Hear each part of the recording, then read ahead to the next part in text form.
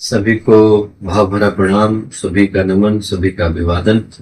ये जानकर अत्यंत प्रसन्नता हुई कि श्रावण के पवित्र मास में गुजरात के मोडासा शक्तिपीठ के द्वारा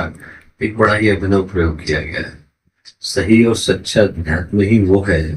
जिसकी परिणति हम लोग समाज के उत्थान के रूप में देख पाते हैं। और इस पवित्र मास में जब अनेक लोग कांवड़ की यात्रा को लेकर के चलते हैं, एक बड़ी ही अनूठी, बड़ी ही ऐतिहासिक और बड़ी ही अविस्मरणीय पहल वहां के गायत्री परिवार के द्वारा इस रूप में की गई कि वो वृक्षों की कांवड़ यात्रा लेकर चले। कण कण में जो ईश्वर व्याप्त है, बहती हवा में, उगते हुए सूरज में, बहते हुए पानी में, पर्यावरण के रूप में जो परमेश्वर कण कण के अंदर व्याप्त है, उसको नमन करते हुए यात्रा चली है। और ये यात्रा न केवल इस दृष्टि से सफल हो कि वो कांवड़ की यात्रा पूर्ण हो, बल्कि इस दृष्टि से भी सफल हो कि जिन जिन घरों से वो यात्रा गुजरे, जिन जिन गलियों से गुजरे, जिन जिन मोहल्लों से गुजरे, जिन जिन के सामने से गुजरे, उन सब के हृदय में पर्यावरण के संरक्षण के भाव को गहरे प्रतिष्ठित करने का कार्य करे, ऐसी प्रार्थना हम आदिशक्ति मां गायत्री से पूज्य माता जी से करते हैं। उस पहल को करने वाले सभी गायत्री परिजनों को हृदय से प्रणाम, नमन, सभी का अभिवादन। गायत्री परिवार युवा ग्रुप द्वारा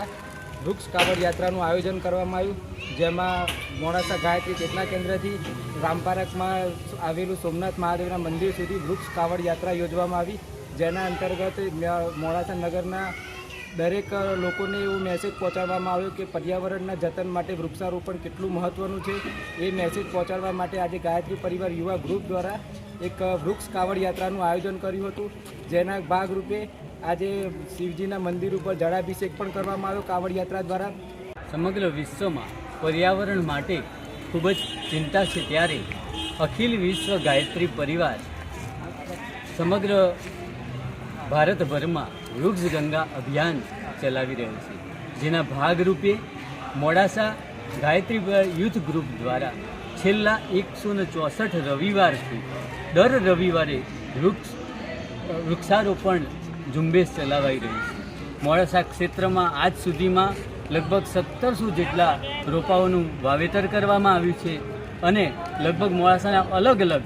40 જેટલા વિસ્તારોમાં આયોજન કરવામાં આવ્યું છે અત્યાર સુધીમાં, જેના ભાગરૂપે આ શ્રાવણ માસમાં એક સમગ્ર ગુજરાતમાં પ્રથમવાર વૃક્ષ કાવડ યાત્રાનું આયોજન કરી અને પર્યાવરણ જાગૃતિ અને વૃક્ષારોપણ ઝુંબેશ માટે આમ જનતાને જાગૃતિ માટે સંદેશ પહોંચાડવાનો આજે પ્રયાસ કરવામાં આવ્યો છે।